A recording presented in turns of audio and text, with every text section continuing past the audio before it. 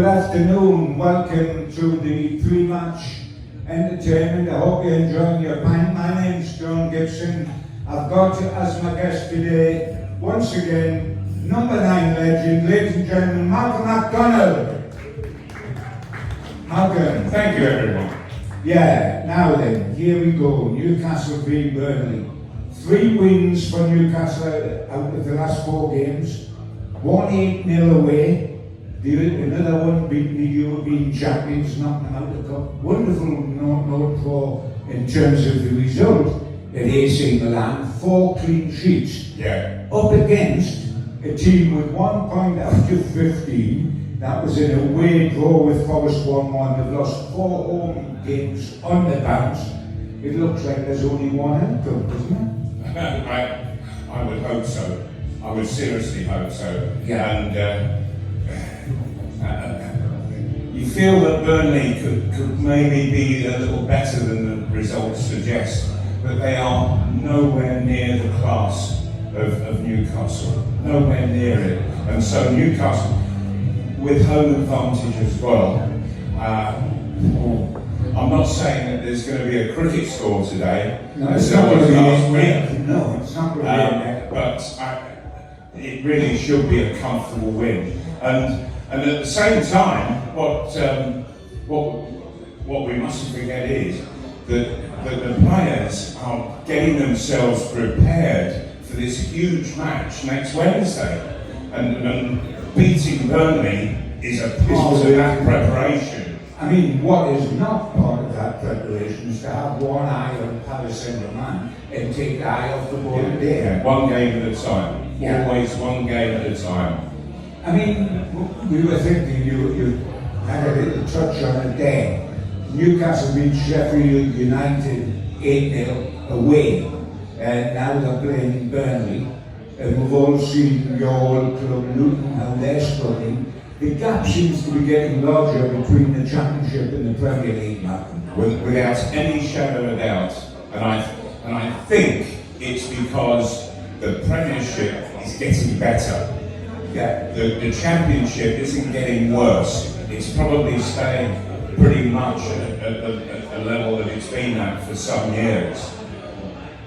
But the Premiership, that's moving up in absolute quality, I think. Because Burnley were by some yardage the best side in the Championship. Oh, and yes, it was a cakewalk. Yes. To a degree. Yes, it was. And they played 5, they've only drawn 1 game, lost the rest. Yeah, they're able to say they're unbeaten away from home. That's because they've only played 1 game away. They played 4 at home. Yeah. And lost all absolutely. 4. Yes. Lost all 4. You know, and this really it knocks their confidence. And so they're not going to be the brightest coming to St James Park this afternoon at all. And Newcastle, I think it's fair to say that Newcastle are almost becoming expert on punishing the opposition. And that's great. That's the professional way to do it. The tremendous thing I felt, we've got to mention the League Cup, because I'm thrilled of it's to be in the League Cup still. Yes. When you draw Manchester City, the European champions, 4 trophies, and you've got to play them in your first outing this year in the League Cup. And we won 8-0 at Sheffield, which takes them down, because Manchester City had gone there in the league and only won 2-1. Only won 2-1.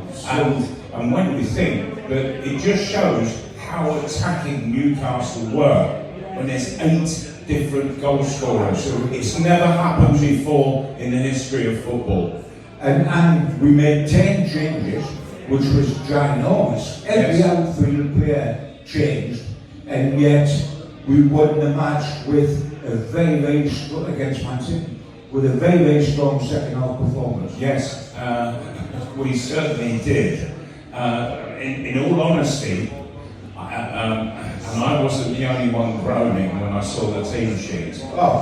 I think the groan went all the way around the stadium, and people were thinking, "Oh my word, we're not going to get anywhere with it." I thought it was a suicide note. Was that a suicide note? It certainly seemed so, but but we have to give those players so much credit for the way, when you think of Lascelles, we used to criticise Lascelles week in, week out for the way, for the unconfident way in which he was playing under Steve Bruce. He was always wanting somebody covering him and what have you. Now, he just got out there as one in a back four, and I thought he looked monstrously good. Man, we used to criticise Joe Linton in centre forward. Yes. Shaw had a mistake in him, etc., etc. But the common denominator is that Eddie Howe wasn't here and Steve Bruce was. That's right. And everything has changed around. And the players, they must feel so satisfied, so happy to be a part of Newcastle United now under Howe, simply because he has caused them to become much better players, all of them. Talking about, the people that run the club, the managers that run the club.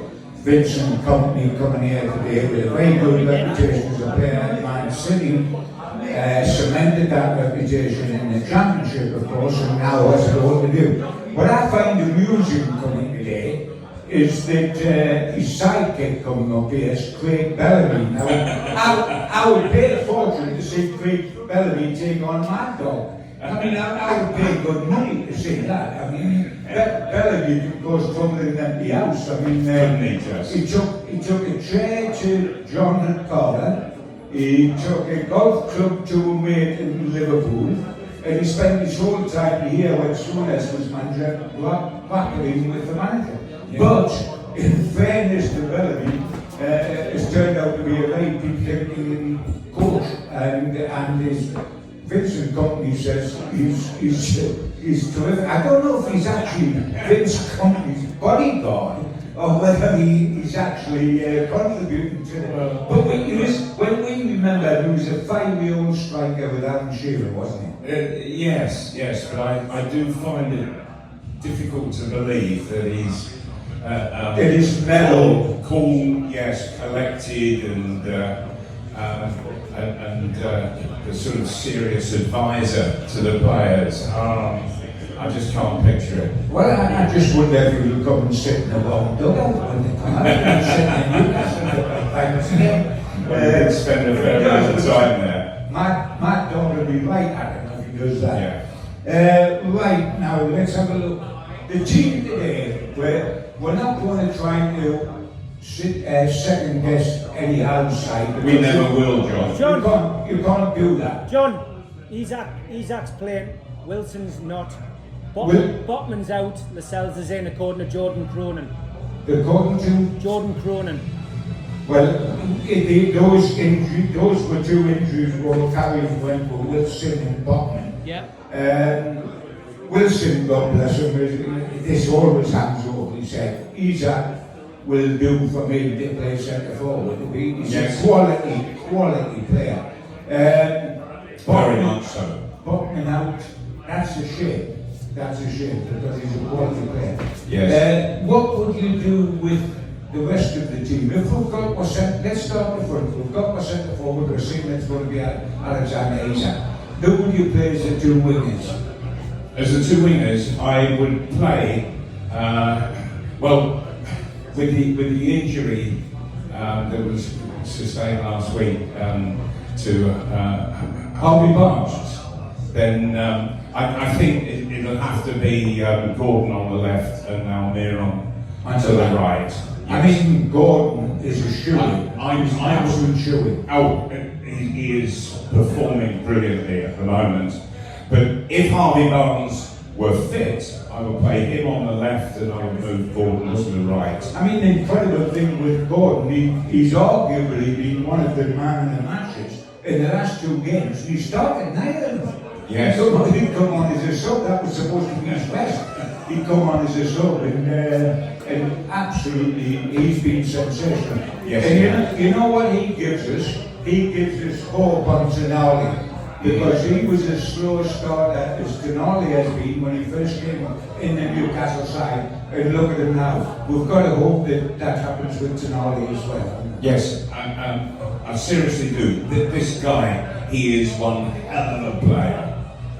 But what I would say is that on going through all of his sort of playing record visually, that everything that I was able to see was it had Tonali playing inside left channel, and he was running at players and going past them with pace, and yet he's wanting, it seems, to sort of stick very tight to Bruno in the middle of the park at the moment.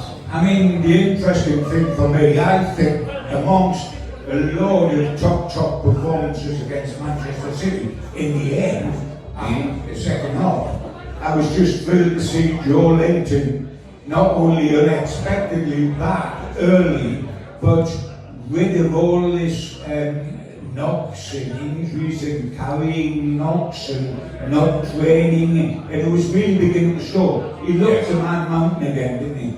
He certainly did, and it just put to shame what we were seeing of him in the previous games, because he was obviously carrying a knock.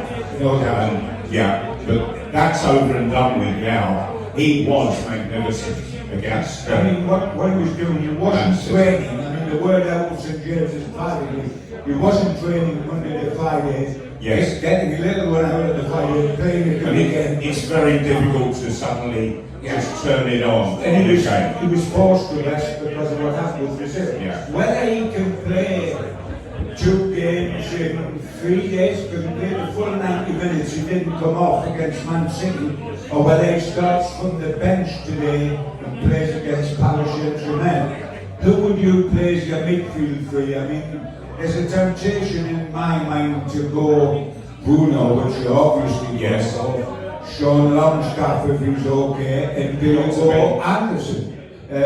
Or do you go Tonali or Joe? I would go Tonali personally. I'm really unsure about Anderson at the moment. He's got a long way to go to prove himself to me. At the moment, he's been looking a bit one pace to me. I want to see a bit more sprinting from him, just to see if he is a sprinter or not. Can we, before we go on to the actual predicted scoreline, we haven't mentioned among all the accolades were thrown about like confetti against Manchester City, Livramento, the young kid who played right back. He was out of this world. He really was. And when you think that he was up against £100 million player that Manchester City had paid, Grealish, and Livramento literally put Grealish into his pocket. I mean, he was sensational. Yes. In Milan, Trippier was sensational. Right, now I would keep Livramento at right back and move Trippier over to left back. And good heavens, he played left back for England in the last international. Yeah. So, and he did really well. Can we come to the most important part of the day? We lost 3 home games on the trot. Therefore, we've been playing catch up, and we needed to win 3 Premier League games on the trot. Yes. We're 2/3 of the way there, having beaten Brentford and Sheffield United. We've got to beat Burnley today, as we've said. The draw's not good enough. We must win. I think you and I believe we will win, Malcolm. I think so, without any shadow of a doubt. And I will go for another clean sheet and, well, 3-4 goals. I think that we are really threatening opponents' goals right now, and that ain't going to stop. So I'm going to really stick my neck out and go 4-0. Well, yeah, it's getting better by the hour here. I went 3-0 on Steve's podcast, and I don't change as quickly as Malcolm. I'm going to stay 3-0, but that'll do us. If it comes to the crunch, 1-0 will do us, but I would love it to be 3. Ladies and gentlemen, whether we win, draw or lose, we'll be back to talk about it afterwards. And I should say, when we win, we will be back in here to talk to you after the game. Hope to see you there. Have a lovely afternoon. Enjoy your drink now. Get up there and cheer the lads. God bless. Thank you very much. Bye.